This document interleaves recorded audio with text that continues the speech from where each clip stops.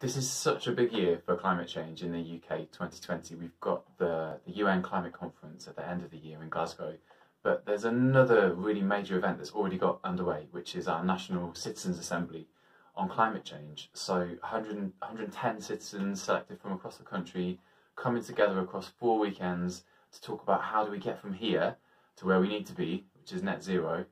And what does that mean for people's lives? And I think this kind of approach has been popular and used in other countries for all sorts of topics, but it's quite a new thing for the UK, and I think it's such an essential piece of the puzzle on climate change. We need to know how people feel about climate change, how they think about climate change. Survey work does some of that for us, tells us something about how people think, but bringing people together to really explore in depth these issues is really critical, and it helps to generate something that's arguably been missing, which is a really broad-based social mandate for moving forward on climate change and decarbonisation.